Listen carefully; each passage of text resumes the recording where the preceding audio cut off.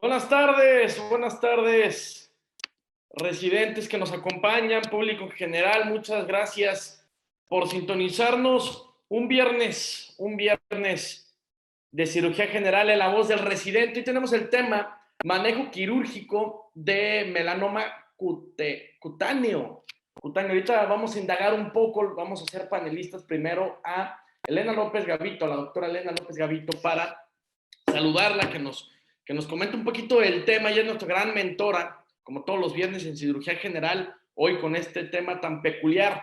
El doctor será Gustavo Adolfo Santos Chap, el doctor que será protagonista esta noche, que ya está ingresando en estos momentos. Él es egresado de la Universidad de Campeche, R3, en el Hospital Regional de Alta Especialidad de Oaxaca. También tendremos como mentor invitado a la doctora oncóloga Daniela Cosio. Primero saludo a la doctora Elena López Gavito. ¿Cómo está, doctora? Un placer me da saludarla. Sí, todavía no tengo video, pero ya estoy conectada. También a mí me da mucho gusto saludarles. Y pues hoy es un tema muy interesante porque aunque el tumor o la lesión se considera cutánea, puede Correcto. ser que cuando se diagnostique ya esté por todos lados. Es el más terrible cáncer de piel. Totalmente. Ya pueden prender sus cámaras, tanto la mentora, la doctora Elena, como el doctor Gustavo. Ya tienen acceso. Les repito el tema, manejo quirúrgico del melanoma cutáneo. Ese es el tema de hoy, de la mano del doctor Gustavo Adolfo Santos Chaf, al quien saludo con muchísimo gusto, doctor. ¿Cómo está? El doctor se preparó en la Universidad de Campeche y actualmente está laborando en Oaxaca, que ya hemos tenido varios residentes que han expuesto muy bien y que pues de ahí se han ido a otras subespecialidades. El año pasado tuvimos precisamente Elisa, que hoy es su cumpleaños y que hoy temprano la felicitamos y que actualmente está haciendo onco. Entonces, pues es un buen foro y además es una manera de llegar el conocimiento a todos los residentes que se encuentran en sedes lejanas y pues créanme que todos aprendemos de todos, pero sobre todo el mentor y el alumno que nos retroalimentamos. Buenas noches, Gustavo. Nos da mucho gusto. ¿Te ves bien, chico? ¿Eres de San Francisco o eres de Carmen? Soy originario de San Francisco de Campeche. Ah, perfecto. Tengo muy buenos amigos ahí en Campeche y es un privilegio ser de Campeche. Créeme que todo Campeche es hermoso y pues tienes ese privilegio de ser de Campeche. Los baluartes, todo bien bonito, la historia, ¿verdad?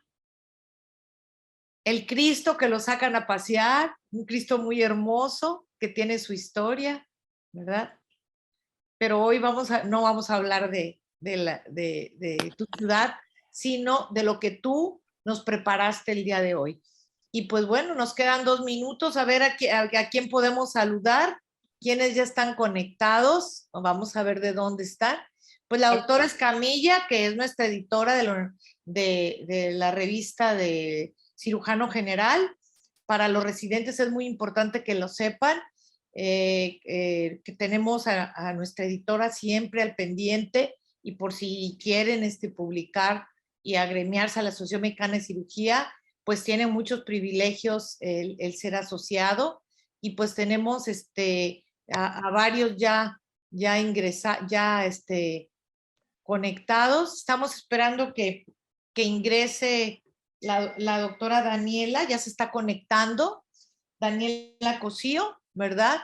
Correcto. Que ella ya nos ha acompañado 4 veces con es una experta en oncología, pero es una doctora muy entusiasta que va a complementar o va a ampliar o simplemente vamos a apoyar tu presencia el día de hoy, Gustavo. Entonces, pues nos gustaría que fuéramos calentando motores, que vayas compartiendo tu presentación para ver si no hay ningún incidente. Perfecto, ¿no? Pues está muy bien. Muy bien, pues sin ningún incidente, pues nos gustaría comentarte que tú vas a hablar 30 minutos y después de esos 30 minutos vamos a pasar a comentarios. Los primeros 10 minutos van a ser de la doctora Daniela Cosío y después vamos a interactuar con preguntas y respuestas que nos hagan favor los que están conectados de hacernos a través de este apartado de preguntas y respuestas. Entonces, pues si quieres iniciar, te damos la más cordial bienvenida. El protagonista de la noche eres tú y pues cuentas con todo nuestro apoyo y bienvenido. Adelante. Buenas noches. Quisiera preguntarles primero si me escuchan de manera adecuada. Perfectamente se escucha. Muchísimas gracias, doctora Gavito. Primero que todo, agradecerle a usted su invitación por participar en esta parte que corresponde a la voz del residente, que por mi parte he escuchado a lo largo de todas las partes o grupos de sesiones que se han visto, sobre todo enfocada en la parte de la especialidad en cirugía.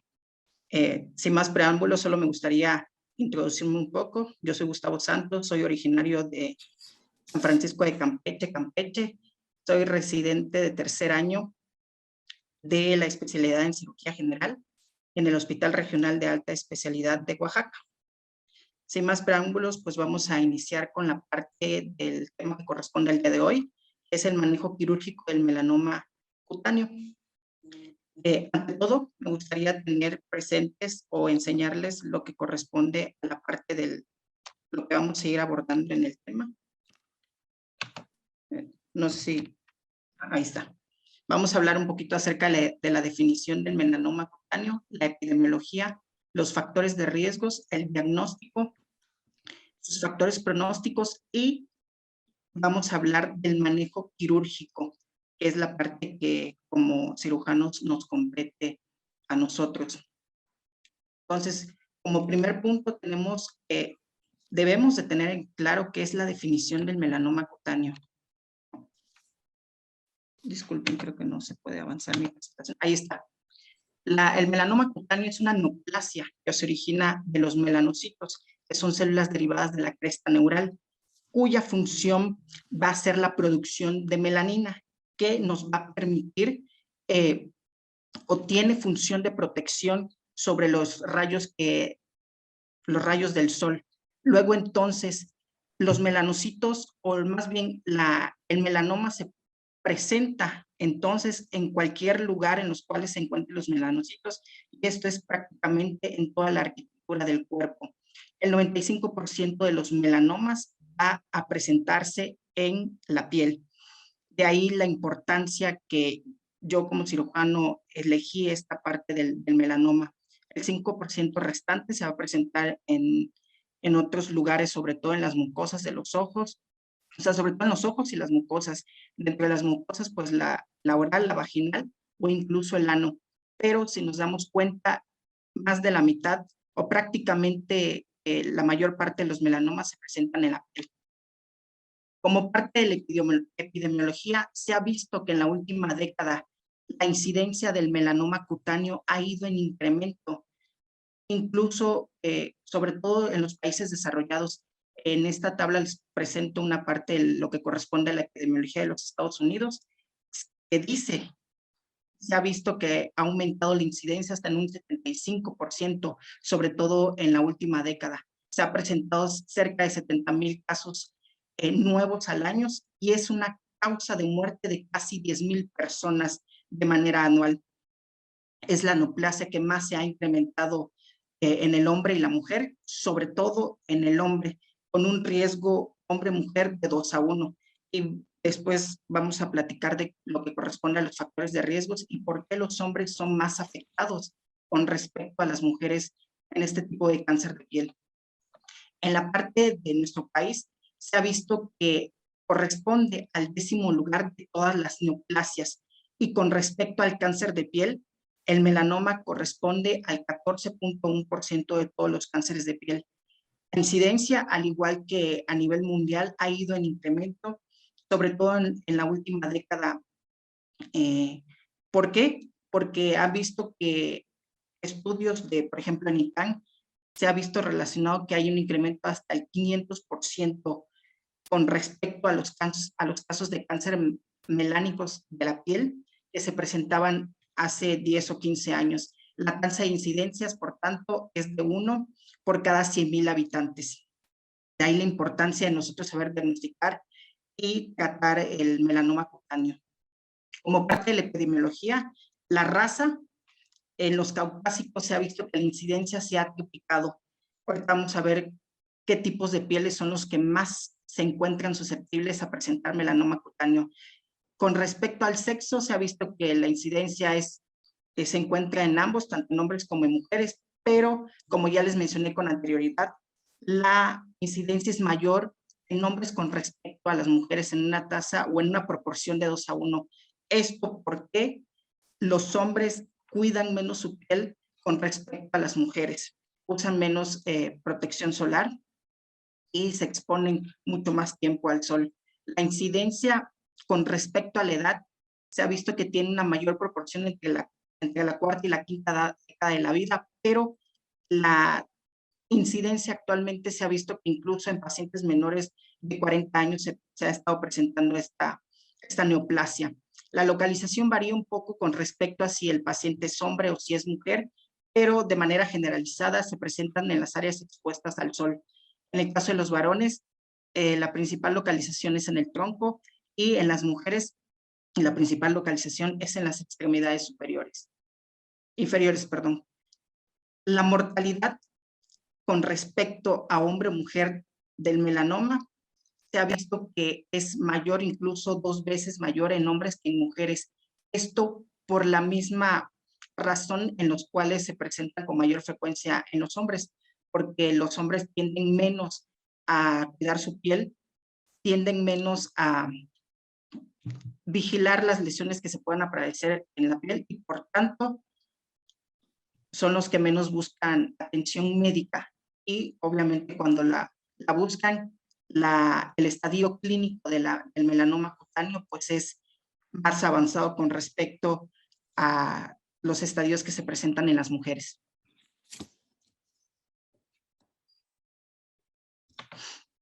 Dentro de los factores de riesgo, se ha visto que el principal factor de riesgo para tener melanoma cutáneo es el antecedente de un melanoma cutáneo previo. ¿Por qué? Porque se ha visto que incrementa el riesgo hasta 2 o 3 veces en los pacientes que tienen melanoma de novo. Las lesiones precursoras como los nevos melanocitos congénitos, los nevos displásicos y los nevos melanocitos adquiridos, son también factores de riesgos para presentar melanoma cutáneo. Por ejemplo, los nevos melanocíticos congénitos gigantes incrementan el riesgo hasta en un 5% de conversión a melanoma cutáneo. Los nevos displásicos corresponden o incrementan el riesgo de conversión a una neoplasia cerca del 6%. Los factores de riesgos también, como ya les mencioné, es la exposición a los rayos ultravioletas que emanan del sol. Estos pueden o se clasifican en rayos UVA, UVB o UVC y va a depender de la longitud de onda que presenten los rayos con los cuales va a tener mayor de capacidad de penetrancia en la piel.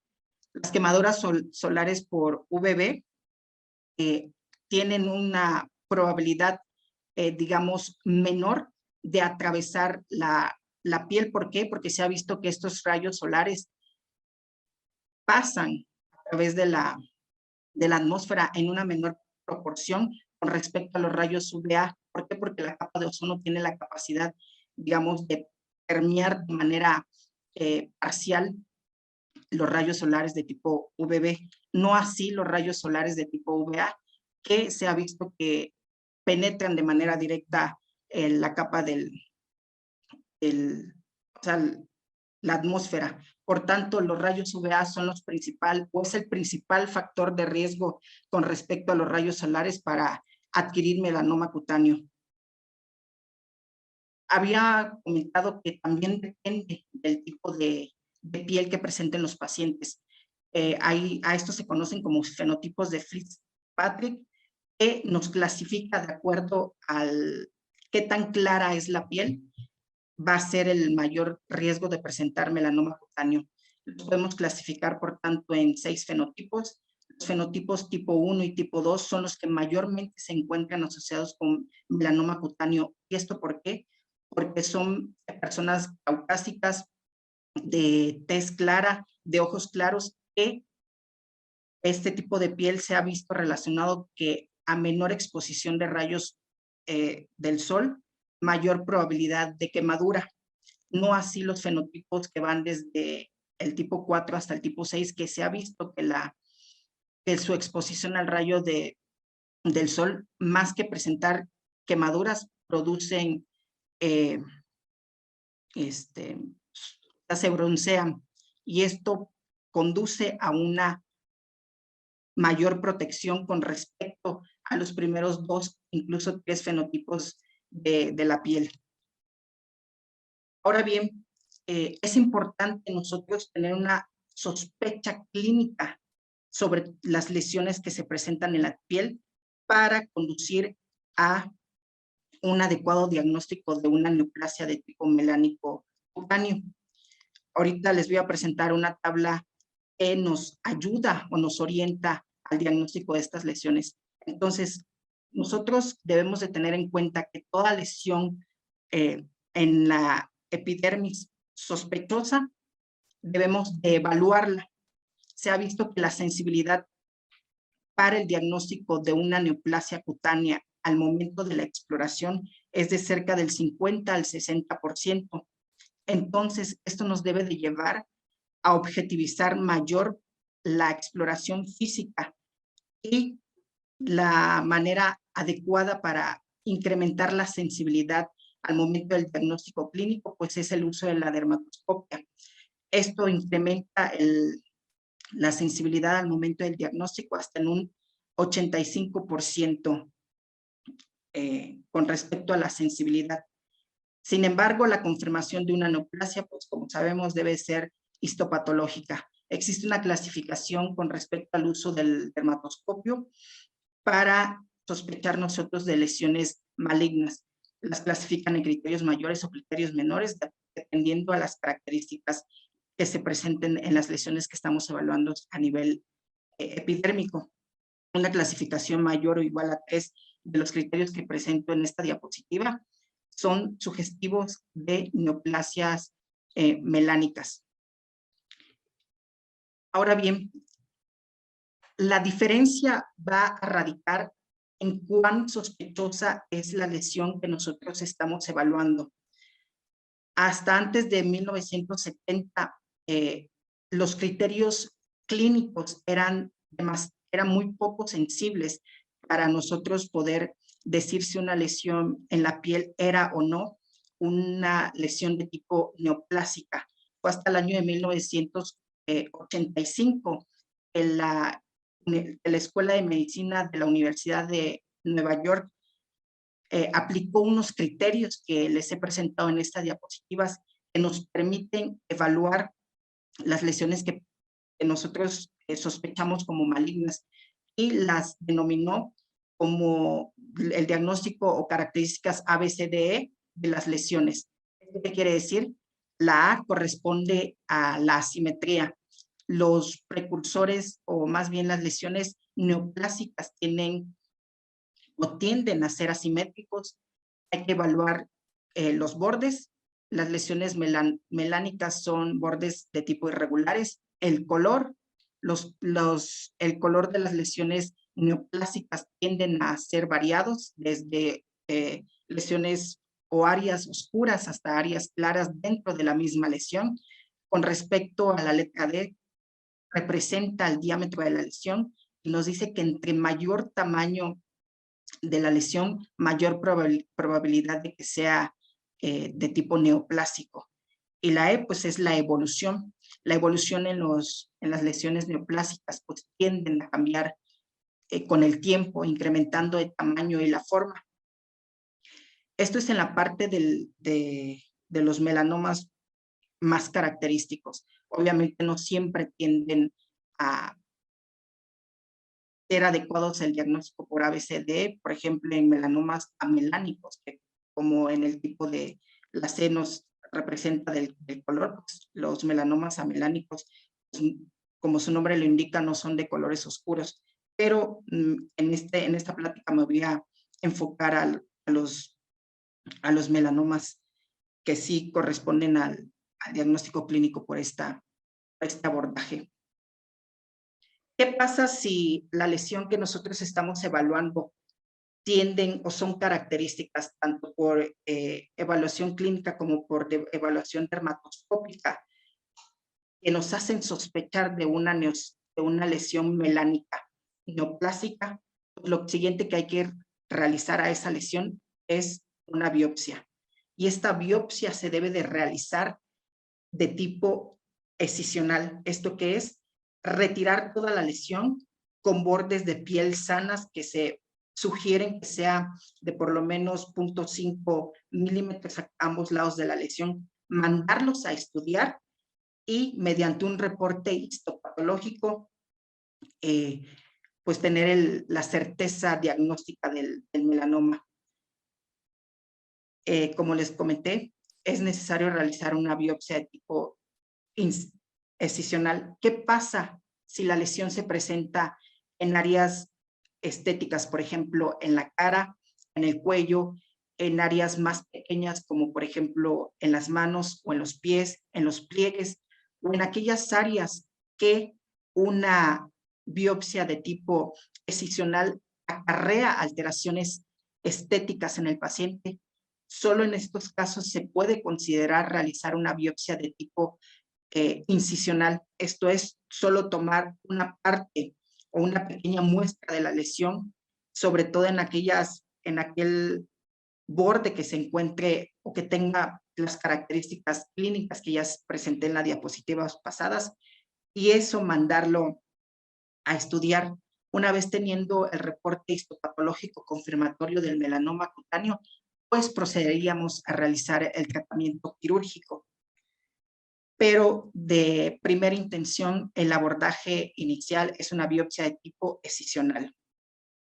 Todas las lesiones que sean sospechosas de melanoma deben de biopsiarse. Como ya les comenté, debe ser excisional con unos bordes adecuados, mandarlos a estudiar, y en caso de que no sea una buena muestra, pues se debe de tomar una segunda biopsia para confirmar el diagnóstico de melanoma.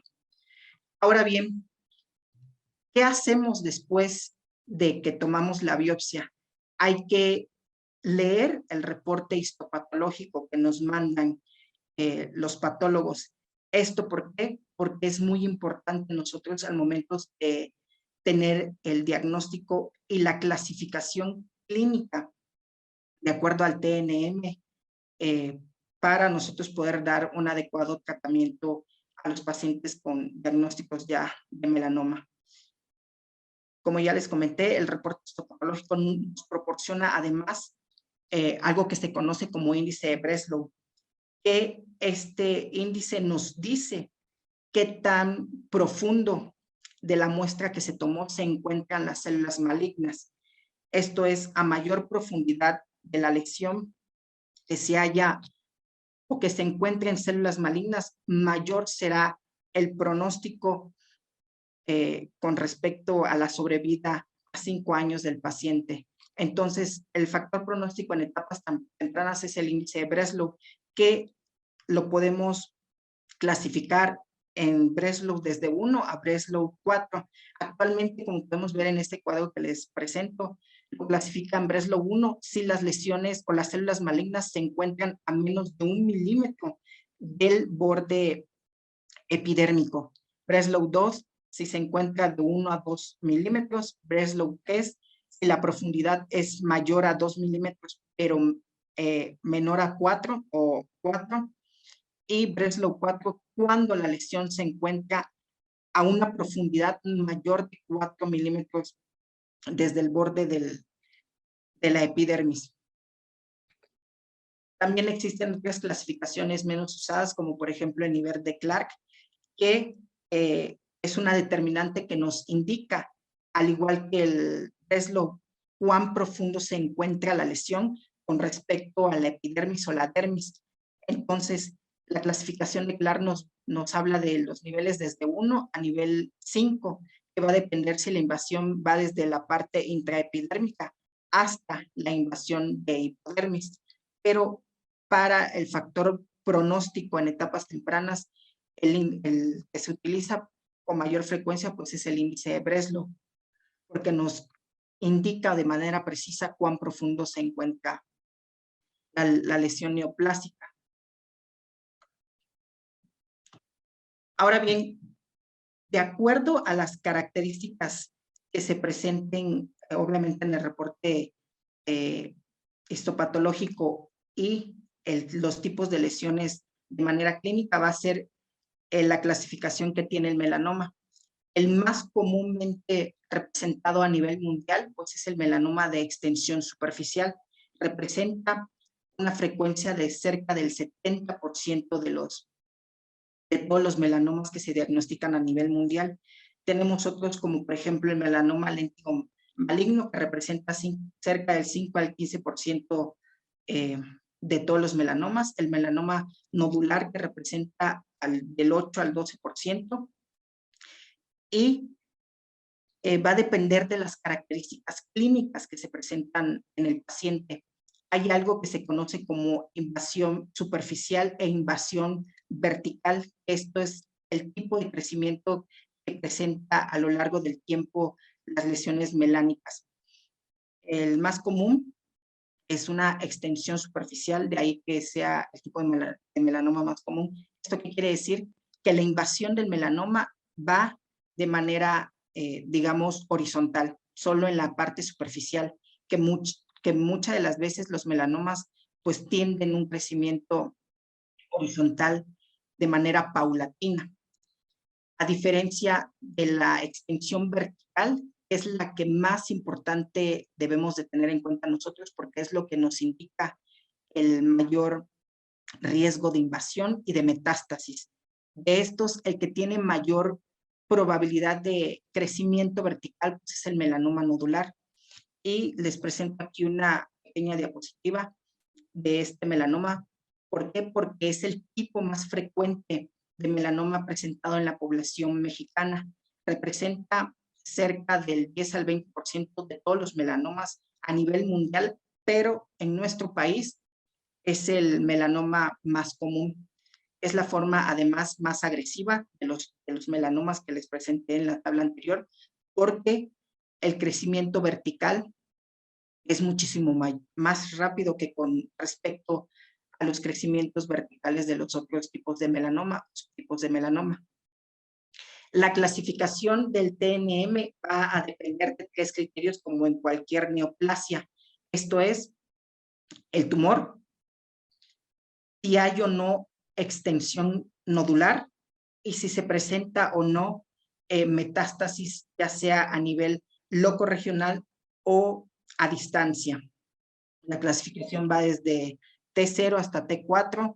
La invasión por adenopatías va desde afección de un solo ganglio a afección de 3, de 4 más ganglios, ya sea a nivel locorregional o si ya se presenta metástasis a otros órganos y sistemas, como por ejemplo la piel, el músculo o incluso el sistema nervioso central, que son los principales sitios de metástasis de la neoplasia, de los cuales los ganglios es el principal sitio de metástasis, que representan cerca del 50 hasta el 60% de las metástasis de los melanomas.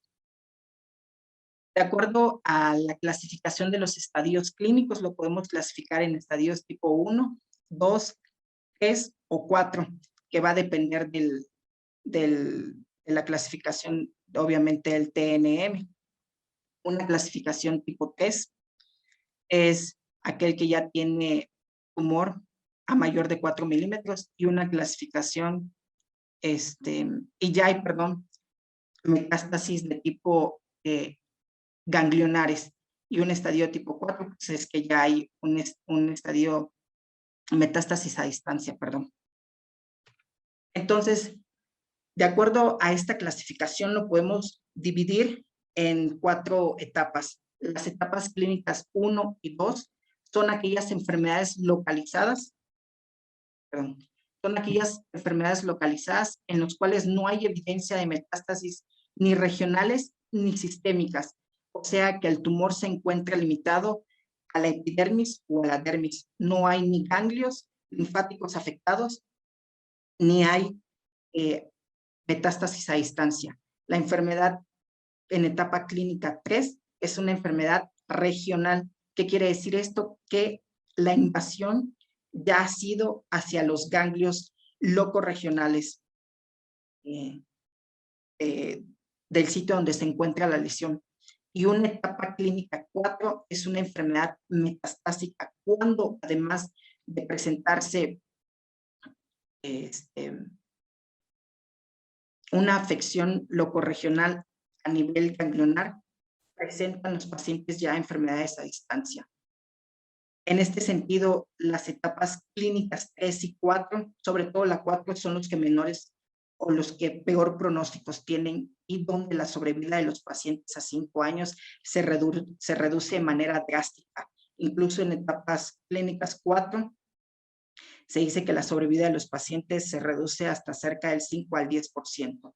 De ahí la importancia de que se diagnostiquen etapas tempranas, sobre todo en etapas clínicas 1 y 2, para poder tener un tratamiento de tipo curativo en estos pacientes. Con respecto al tratamiento, el tratamiento del melanoma cutáneo es 100% quirúrgico en etapas tempranas. Lo que hay que hacer con las lesiones melánicas de la piel, pues, es quitarlas. De acuerdo a la clasificación de Breslow, va a ser los márgenes recomendados para el nivel de invasión que presentan.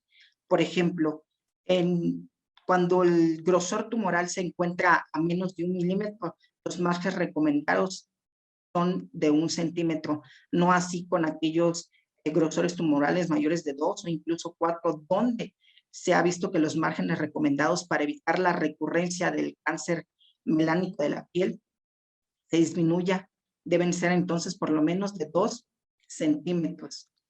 El tratamiento quirúrgico corresponde a lo que se conoce como excisión local amplia, que esto corresponde a la extirpación total del melanoma y realizar un cierre de la piel.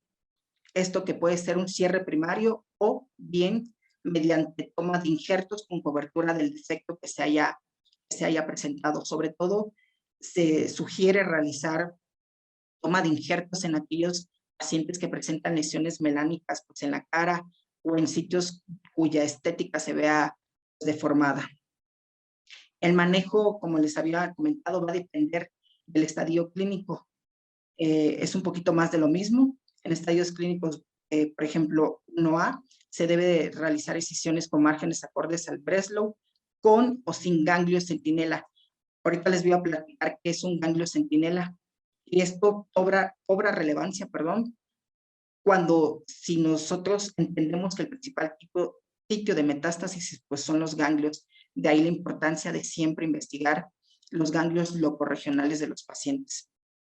Entonces, ¿qué es lo que hay que hacer? Como ya les mencioné, una excisión radical amplia, que es el manejo adecuado de los melanomas cutáneos primarios, sobre todo en los estadios clínicos 1 o 2, o incluso en estadios clínicos 3, donde ya hay invasión ganglionar regional. El margen periférico de la piel va a depender del Breslow y se puede realizar cobertura del defecto mediante cierre primario o rotación de colgajos o injertos. El margen profundo de la excisión se dice que debe de ir incluso hasta la fascia muscular. Esto es para, pues, dar la parte de la invasión profunda del melanoma. Ahora bien, en los estadios clínicos 3, ya sea por micrometástasis o metástasis ganglionares, el tratamiento sigue siendo quirúrgico con o sin linfadenectomía, que por ejemplo en este caso en estadio clínico que es que ya hay invasión linfática, pues se debe de realizar la linfadenectomía. Pero ¿cuándo debemos nosotros quitar los ganglios linfáticos? Eso es lo que hay que tener en cuenta. ¿Por qué? Porque hay que investigar algo que se conoce como ganglio centinela. El ganglio centinela es el primer ganglio de la cadena ganglionar distal a la lesión que es invadido por actividad tumoral. Como ya les dije, el principal sitio de metástasis del melanoma, pues es el ganglio centinela. Entonces, nosotros cuando evaluamos clínicamente a un paciente debemos de realizar no solo exploración de la lesión, sino de los ganglios que se encuentren en la cadena ganglionar distal a la lesión, palpar al paciente y de esta manera nosotros podemos clasificar a los pacientes con ganglios positivos o ganglios negativos. ¿Qué quiere decir esto? Si nosotros palpamos al paciente y no encontramos adenopatías, es un paciente con ganglios clínicamente negativos. Si nosotros palpamos a los pacientes y tienen ganglios, valga la redundancia, palpables, entonces a esos pacientes se les conocen como ganglios clínicamente positivos. Ahora bien, los pacientes con estadios clínicos tipo 1 y tipo 2, sin ganglios palpables positivos, no se aconseja realizar ningún estudio de imagen de extensión, sino irse directamente al tratamiento quirúrgico con la resección de la lesión primaria. No así en aquellos pacientes con ganglios palpables clínicamente o aquellos pacientes que tengan estadios clínicos 3 o mayor, o que ya se haya, o que se tenga sospecha clínica de una afectación ganglionar. Pero ¿cómo hacemos esas sospechas? Hay ciertas indicaciones, por ejemplo, pacientes con Breslow cuya longitud ya son de 1 o mayor milímetro, pacientes con enfermedades regionales que tengan un Breslow de 4 o pacientes que tengan Breslow de menor a 1, pero con factores histológicos adversos. ¿Y a qué se refiere con factores histológicos adversos? No solo es medir cuán profundo se encuentra la lesión, sino otros factores de la misma. Por ejemplo, los factores pronósticos adversos con respecto a la lesión es la presencia de ulceración y el nivel de mitosis que presente al momento del estudio al microscopio. Se ha visto que una mitosis mayor o igual a 1 incrementa el riesgo de que los pacientes presenten ya micrometástasis, metástasis ganglionares o metástasis a distancia. De ahí que pacientes que tengan Breslow de menor a 1, pero que estén ulcerados y que tengan mitosis igual o mayor a 1 sin ganglios palpables, hay que biopsiar el ganglio centinela. Pero para esto primero debemos de localizar el ganglio centinela. Existen diversos métodos diagnósticos que se utilizan para localizar el ganglio centinela, de los cuales el más recomendado es el PET-CT, aunque en muchos lugares pues no se cuenta con este recurso imagenológico. En estos casos incluso se puede utilizar azul de metileno, tomando el sitio de lesión, aplicando el azul en los 4 cuadrantes del tumor y localizar el primer ganglio que se pinte. Entonces, todos aquellos pacientes con estos factores de riesgos o estas indicaciones que les acabo de comentar, hay que realizarles biopsias del ganglio centinela. Ya les comenté que se pueden dividir en pacientes sin ganglios palpables o con ganglios palpables. La disección ganglionar en los pacientes sin ganglios palpables en el momento del diagnóstico tiene 3 objetivos: estadificar, factor pronóstico, seleccionar posibles candidatos a terapias adyuvantes. Pero, ¿de qué maneras nosotros podemos decidir si realizar o no linfadenectomía en estos pacientes? Hay que biopsiar el ganglio centinela. ¿De qué manera? La manera más adecuada es a través de una biopsia por aspiración de aguja fina. Si la biopsia sale positivo, entonces nosotros procedemos a realizar el drenaje linfático. Y esto va a depender de, pues, el sitio de la lesión en los cuales se presente la lesión melánica, que puede ser desde los ganglios axilares, si se encuentra cercanos a las extremidades superiores, puede ser incluso excisión de todos los ganglios del triángulo de Scarpa, si se encuentran lesiones en extremidades inferiores o cerca de la región inguinal, extirpación de los ganglios inguinopélvicos o incluso disección radical de cuello, si las lesiones melánicas se presentan a nivel de la cara o del cuello. Ya les comenté que hay que realizar un BAF a todos los pacientes con ganglios clínicamente positivos. Si salen con características neoplásicas, pues hay que proceder a la resección ganglionar. ¿Esto por qué? Porque se ha visto que la tasa de sobrevidas de los pacientes que se presentan con metástasis ganglionares clínicamente palpables se reduce de forma significativa. Entonces, el hecho de que nosotros hagamos la resección ganglionar, pues beneficia a aquellos pacientes que se encuentran en estadios clínicos 3, no así en pacientes con estadios clínicos 4 que ya se encuentran con metástasis a distancia, que realmente en ese sentido el diagnóstico de las lesiones metastásicas pues son de tipo, en la mayoría de las veces, paliativos, no así en aquellas lesiones que son de tipo primarias, que el principal método de tratamiento pues es el quirúrgico, la resección del ganglio, o sea, de la lesión tumoral. Si tiene ganglios positivos, pues retirarlos.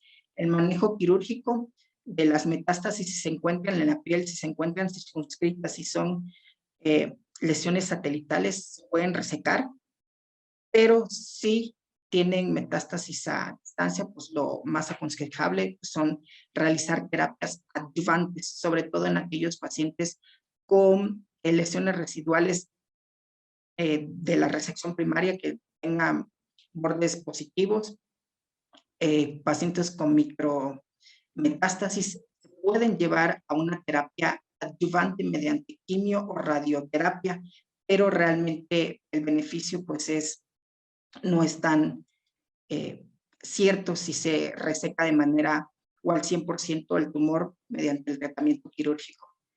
La resección quirúrgica en los pacientes con metástasis ha mejorado la sobrevida a 5 años, pasando de lo que ya les había comentado, que en estos casos la sobrevida es del 10%, a llevarlos hasta el 49% a los 5 años. Sin embargo, pues realmente la sobrevida en etapas clínicas 4 pues no es tan alentador como nos gustaría que fuera.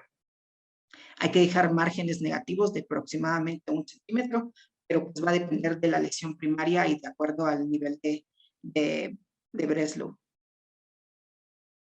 Existen otros manejos de tipo adyuvantes, como pueden ser terapias con radioterapia, con quimioterapia, con perfusión aislada de extremidades, si las lesiones primarias se encuentran en estos sitios, o tratamientos adyuvantes con biológicos, ya sea con interferón, o algunas otras terapias modernas, pero se ha visto que el tratamiento de elección en las lesiones de la piel, sobre todo en las melánicas, son de resección quirúrgica. Para finalizar, pues me gustaría dar unas pequeñas conclusiones que son con lo que quisiera que nos lleváramos todos el día de hoy en esta plática. La primera, pues, el melanoma cutáneo representa el 95% de los casos de melanoma. En México, pues representa el melanoma cerca del 14% de todos los cánceres de la piel. En la población mexicana, el tipo de melanoma más común, su tipo más común es el melanoma nodular, que además es el tipo más agresivo, por lo que ya les mencioné que tiene una actividad vertical mucho más agresiva, más común en los varones con respecto a las mujeres en proporción 2:1. Toda lesión cutánea sospechosa debe biopsiarse y la biopsia debe de ser de tipo excisional. Mandarlos a histopatologías y esperar el reporte del índice de Breslow, cuyo índice pues es el factor pronóstico más importante en las etapas tempranas, estos en etapas 1 y 2, y en etapas tardías 3 o 4, el marcador pronóstico es la deshidrogenasa láctica, que representa un marcador de seguimiento, porque no así como en otras lesiones que tenemos marcadores tumorales para algunas otras neoplasias, no existen marcadores tumorales para el melanoma, pero sin embargo existe un marcador serológico de seguimiento en etapas tardías, que es el DHL, perdón. Y la resección radical es el tratamiento de elección en el melanoma cutáneo de tipo primario. Entonces, me gustaría finalizar de esta manera. Nos llega un paciente con una lesión en la piel, o su preocupación del paciente es una lesión en la piel. Hay que evaluar de manera clínica el ABCD. Si tiene sospecha de una lesión neoplásica, lo que nosotros debemos de hacer si somos médicos generales, derivarlos con el dermatólogo o derivarlos con el oncólogo. Lo segundo que hay que hacer es tomarle biopsia excisional, mandarlo a histopatología, ver los factores pronósticos que son índice de Breslow, niveles de Clark, los niveles de mitosis y la presencia o no de úlceras. Después de esto, clasificar al paciente en etapas clínicas tempranas 1 o 2, tardías 3 o 4, biopsiar el ganglio centinela, si es positivo, resecarlo, si es negativo, pues se aconseja no, bueno, eso va a depender más del criterio médico. ¿Se puede resecar ganglios centinelas negativos? Sí, pero se aconseja no realizarlo. En estadios clínicos tardíos o con metástasis a distancia, resección de la lesión primaria y tratamientos adyuvantes, sea quimioterapia, radioterapia o terapias biológicas. Entonces, Pues muchas gracias, Gustavo. Creo que hiciste una muy buena revisión. Yo me voy a permitir pedirte que dejes de compartir la pantalla para darle el uso de la voz a nuestra experta, la doctora Daniela Cosío, que siempre está apoyándonos desde Tijuana, Baja California. Ella es cirujana oncóloga, egresada del Centro Médico Nacional Siglo XXI y actualmente labora en el hospital regional número 20 de Tijuana, Baja California. Es tuyo. Puedes prender tu micrófono, Dani, y vamos a proceder a que nos hagas un comentario y luego vamos a desahogar las preguntas y respuestas. Adelante, Dani, muchas gracias por acompañarnos. No, ya sabe, doctora, siempre con mucho gusto aquí apoyo a nuestros médicos en formación. Me dio muchísimo gusto ver que el doctor Gustavo usara un artículo de mi maestrísimo doctor Gallegos. La verdad es que creo que a nivel nacional es de los mejores médicos para tocar el tema, con mucha experiencia. De él aprendí dermatoscopía. Entonces, quiero recalcar unos puntos para que queden claros. El doctor comenta biopsia excisional. Biopsia excisional en lesiones pequeñas, menores de 2 centímetros. Recordar lo que comentó. Si la alteración cosmética que le vas a hacer al paciente es mucho por hacerle una biopsia excisional, está totalmente justificado que le tomes una biopsia incisional. El doctor en una imagen puso un punch. Yo andaba buscando aquí por mi departamento porque sé que tengo por todos lados, pero no encontré ahorita. Es súper fácil hacer una biopsia por punch. No creo que ni siquiera tenga que ser ámbito del cirujano. Si han hecho galletas en su casa, es lo mismo. Agarran el aparatito, es así tal cual un cilindro, y nada más lo giran y entran a tratar de agarrar toda la profundidad de la dermis. Los venden en diferentes tamaños para los que tengan su consultorio privado, que quieran, que les interese eso. Les recomiendo que tengan uno de 5 milímetros. Es como un tamaño muy estándar. Lo cierran la herida con 1 o 2 puntos. Y les recomendaría que tomen la biopsia en el sitio de transición entre la piel sana y donde está la lesión. No tomarlo en el puro centro de la lesión, quizá un poquito más hacia la periferia. Pero como como comentó el doctor con el ABCDE, es bien importante tú tener la sospecha de que se trata de una lesión maligna. porque me tocó ver en la residencia infinidad de veces que el paciente hasta con la lesión pigmentada sangrando y se los quitaban y, pues no, pues me quitaron un lunar hace un año, ¿no? Y nunca lo mandaban a estudiar. Entonces, eso es lo primero que siempre les digo, tener la sospecha, ¿no? O sea, eh, ojos, un cerebro que no sabe, ojos que no ven, ¿no?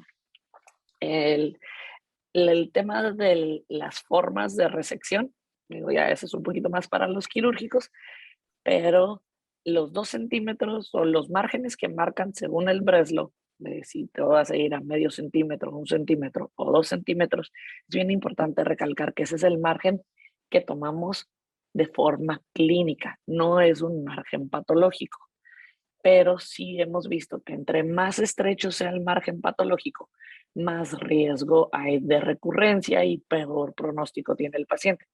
Pero si tú operaste al paciente y cuando tuviste la lesión hiciste tus líneas bien bonitas, lo marcaste con tu plumón quirúrgico, sus 2 centímetros y al final el patólogo te reporta 1 centímetro, 1,5 centímetros, realmente no necesitas hacerle una ampliación de los márgenes.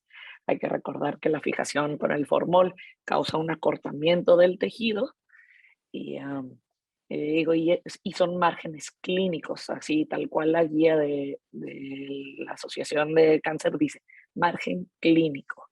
Pero sí recomendamos, si te dan un margen patológico de menos de 5 milímetros, pues ahí sí valdría la pena ampliarlo.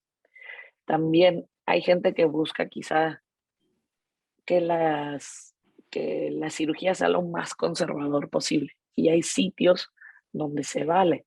Hay una técnica que el doctor no mencionó y correctamente quizá no lo mencionó porque no es realmente muy recomendado en melanoma. Es más recomendado para otros tipos de cáncer de piel, como el vasocelular o el epidermoide, que es la micrografía, que toman resecciones pequeñas y cada sección que toman están revisando bajo un microscopio que ya tengan márgenes negativos. Para empezar, requieren un entrenamiento especial con una titulación aparte. Los cirujanos que hagan esto, creo que en México son pocos, creo que hay como 4, pero es una opción, pero no es recomendado para los melanomas más invasivos. Son para melanomas pequeños, quizá en sitios donde la alteración cosmética de ampliar los márgenes no es muy posible, como sucede a veces en la cara, cerca de los ojos. eh, es un poquito más difícil, pero también es una técnica que existe y no faltará el paciente que te pregunte, oye, yo vi que existe eso. Y hay que saber transmitirle que quizá no es la mejor opción para todas las lesiones. En cuanto al manejo ganglionar, ganglio centinela es tema controvertido. ¿Por qué?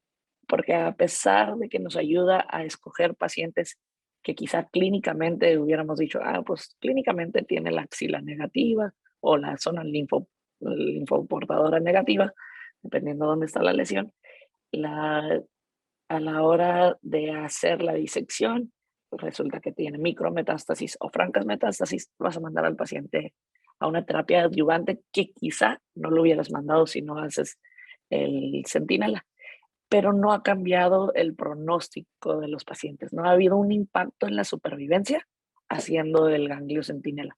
Entonces va a haber lugares donde lo apoyan, van a haber médicos que no lo apoyan tanto y como en todos los demás sitios de tumores, el consejo de recomendarle al paciente hacer el ganglio centinela va en porcentaje de probabilidades de tener afección ganglionar a pesar de tener los ganglios clínicamente negativos, como, como mencionó el doctor, unas lesiones ulceradas, lesiones profundas de mayor a 4 milímetros.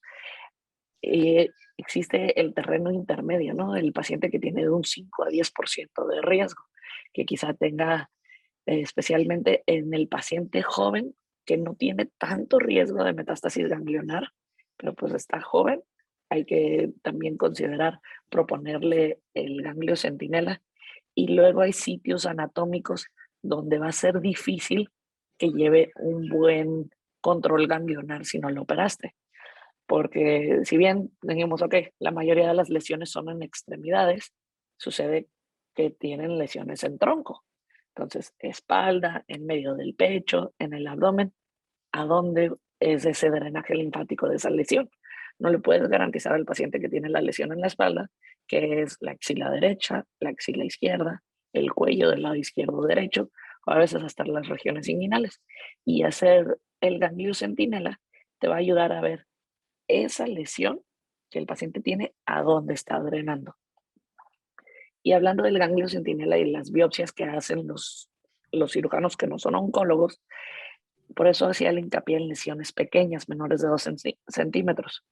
Si al paciente le creamos una cicatriz de más de 10 centímetros, alteramos el drenaje linfático y ya no va a ser confiable el hacerle el ganglio centinela, porque ya cambiamos las vías de diseminación linfática del área.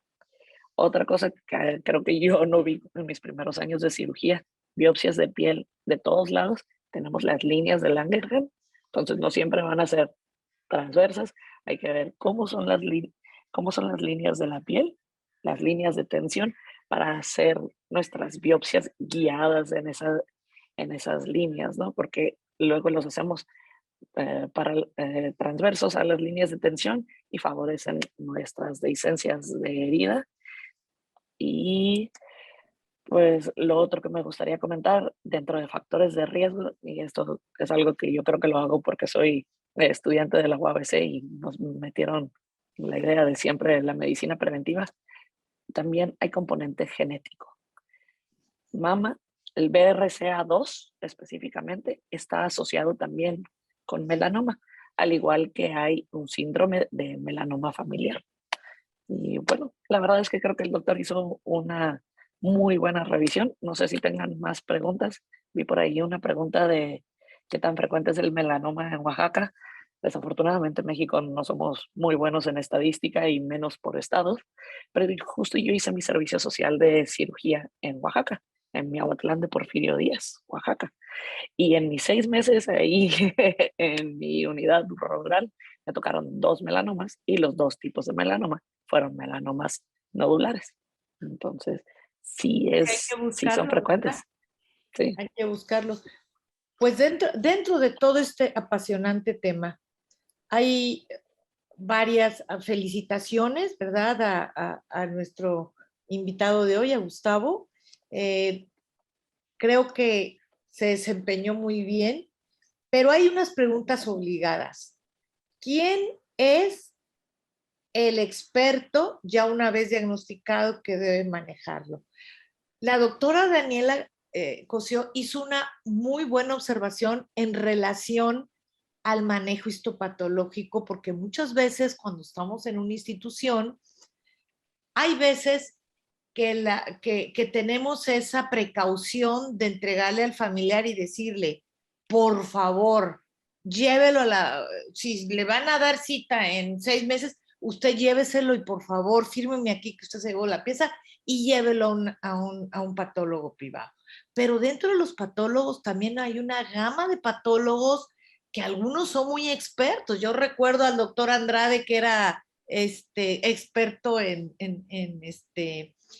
patología y dermatopatología, entrenada en Francia, pero creo yo que aquí es muy importante hasta dónde están las competencias del cirujano. Y hoy fuiste muy claro, determinaste la observancia clínica, los factores de riesgo, que la doctora nos comentó que a veces es más frecuente en el tronco que en extremidades, a veces puede estar subungual y ser un pequeño alfilercito y ya hay metástasis. El componente familiar, por ejemplo, cuando nosotros hemos tenido 2 o 3 familiares con melanoma, pues nos andamos cuidando siempre, ¿verdad? Y el consejo de estarse cuidando. Comentaste algo muy importante en relación a que los hombres no se cuidan la piel. Hay lugares donde sí son más vanidosos y sí se cuidan la piel, pero lo que ha pasado es que ha cambiado la situación de la radiación y la gente a veces tenía la mala costumbre de irse a exponer al sol. Aparte, la doctora Irma Sánchez lo felicita y ya le contestaron la pregunta de de la frecuencia del melanoma, pero inclusive hasta en los mismos Estados Unidos hay lugares como la Clínica Mayo, que está en Scottsdale, Arizona, que ya hay un área de expertos ahí por la alta frecuencia que tiene Arizona de este tipo de tumoraciones. Vi a Daniela que quería comentar algo que yo dije, no sé si es algo imprudente. No, digo que regresando a la escala de Fitzpatrick, pues evidentemente soy muy blanca y mi familia somos de estar en la playa. Bueno, a mucha gente le sorprende saber que Tijuana es una ciudad playera, pues sí, estamos en la costa y todos los domingos vamos a la playa. Y hubo algo que les quería mencionar, una sola quemada fea, o sea que tengas realmente, te pusiste rojo, tuviste tus, tus flictenas, esa una sola exposición es suficiente para duplicar tu riesgo de cáncer, de melanoma. Entonces, yo ya a mis papás ya les quité un epidermoide y otro un vaso celular. Entonces, sí, la verdad es que el factor solar es criminal. Y de hecho, el artículo que el doctor cita es un artículo que hizo el doctor Gallegos en conjunto con un doctor en Australia, que Australia es un sitio de mucho, bueno, en su momento fue mucho cáncer de piel por el defecto de la capa de ozono. Y también la teoría de que los pelirrojos se van a acabar en el mundo dentro de unos años, porque a todos les va a dar melanoma. Okay. Y en las zonas también del clima desértico y muy seco, será también medio frecuente, porque pues te digo, yo las gentes que he visto que publican más, que es la Mayo de Arizona, como que realmente se han puesto a apostarle a la prevención. Y tú comentaste eso, Gustavo, me encantó, a la prevención, de que no, muchas veces el problema es que no nos observamos la espalda. Entonces no nos apreciamos si tenemos algo en la espalda. En los lugares visibles, pues yo creo que cualquier persona te puede decir, ay, mira, cuidado con ese lunar que ya cambió de lugar, está, pero ¿qué tal están preguntando, qué tal con el que no, el amelánico, el que no tiene color? La Está verdad es que sí, sí. el melanoma melánico es muy raro. Pues es casi una regresión completa de la lesión. En vez de hiperpigmentarse, tuvo una regresión completa de los melanocitos. Sí. Y luego llega a ser muy difícil diagnosticarlo. Se confunde mucho con morfea y la verdad es que ahí casi siempre el diagnóstico se acaba haciendo por inmunohistoquímica. Sí. Y pues bueno, la otra pregunta, se nos ha ido rapidísimo el tiempo, nos quedan muy poquitos minutos, pero si nos pudieras explicar en qué consiste la dermatoscopía. La dermatoscopía es un microscopio que vas a tener en la mano. Tiene un buen dermatoscopio, debe de tener al menos dos tipos de luz, una luz polarizante y una luz no polarizante, y hay los cuales incluyen una luz azul, que es la lámpara de Wood, que diría mi maestro Gallegos que yo la veía como la luz azul del antro, pero esa se usa como para ver hongos, entonces realmente para oncología, con que tenga polarizante y no polarizante. Y así como vemos en colposcopías, que es un microscopio para observar un epitelio, estamos buscando más o menos los mismos cambios. Queremos ver la forma que tienen los vasos, si los vasos son aberrantes, si tienen formas así como medio de espirales, poder caracterizar cuántos tipos de colores tiene la lesión, porque digo, cuando lo vemos nosotros, pues es una lesión café hiperpigmentada, y lo ves debajo del dermatoscopio y ves que como que los colores se acumulan en glóbulos, les llamamos. Entonces ves que tiene glóbulos de diferentes tonos de café y dices, ay, ¿sabes qué? Eso también puede ser un factor de riesgo, y ves también la atrofia que tiene la lesión, la regresión que tiene la lesión, y es otro factor para que tú sospeches en melanoma. La verdad es que es algo sumamente sencillo que se puede hacer en el consultorio, y como el doctor Gallegos pues está ahí en el servicio de cabeza y cuello y teníamos un dermatoscopio ahí para la consulta, pues con todos los pacientes practicabas, ¿no? Y luego en los pacientes que les retiras la lesión y les pones un injerto, pueden tener melanosis del injerto, queda como hiperpigmentado el injerto. Y entonces, ¿le recurrió o es nada más que todo está manchado de café y ahí andas pegando el ojo a la lesión? Y en Estados Unidos venden unos, que era el que yo había comprado, que no es para el uso del médico, era para el uso del paciente. Lo conectan a su celular y así se están tomando las fotos para la telemedicina y se lo mandan a su doctor. Ah, sí, pues este es el nuevo que me tienes en vigilancia. Y la verdad es que tomado muy buenas fotos. Lo tengo perdido ahorita, pero la verdad es que es un tema fascinante la clase de dermatoscopia. Pues bueno, yo quisiera pedirle a Gustavo, hacerle una pregunta. Gustavo, ¿por qué buscaste este tema? ¿Qué te llamó la atención del tema? ¿Tuviste algún caso o tienes inclinación por la oncología, por la dermatología o qué te llamó la atención? En el hospital en el que yo estoy haciendo la residencia es un hospital de tercer nivel y la mayor parte de los pacientes quirúrgicos que nosotros tenemos son pacientes oncológicos. Okay. Tenemos por ahí casos de pacientes con cáncer de piel vasocelular, espinocelular, y surgió uno por ahí con un CA, un melanoma de tipo nodular. Fue en el que me basé para mi presentación. Pues mira, yo sí te quiero felicitar porque fuiste muy pausada tu presentación, la hiciste muy bien documentada. Y otro detalle que pudieras compartirles luego la referencia para que lo tengan ese artículo de donde te basaste. Pero, ¿qué les dirías a tus amigos, a tus compañeros residentes, si les llega algo sospechoso? En dos minutos. Creo que siempre es muy importante apoyarse de los médicos adscritos, sobre todo si tienen, como la doctora, oncólogos quirúrgicos, apoyarse y estar de la mano con ellos. Siempre, siempre, siempre, siempre. Todas las lesiones que sospechemos que sean de tipos neoplásicos, pues referirlos a tiempo, porque pues eso les cambia la sobrevida a los pacientes. La sobrevida. Sí, Saber dice que lo mejor es referir un paciente a tiempo.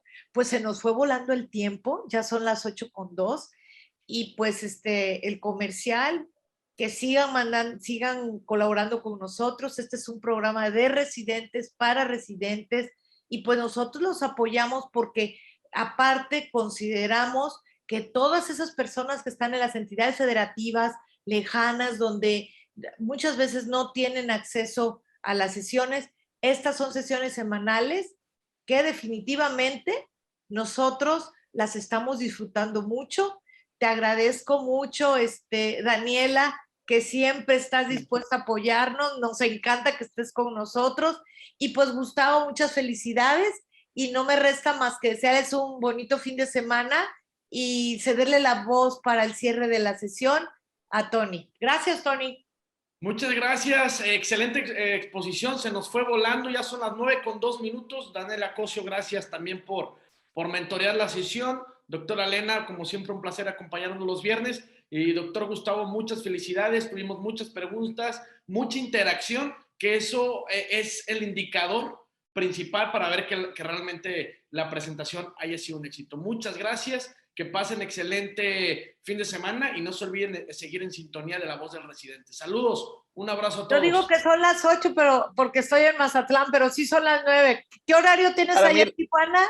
¿Las 7? Yo tengo las 7. Todavía tengo el solecito. Fíjate, tres usos horarios en una y sola. Acá de noche, acá de noche. Ya. Sí.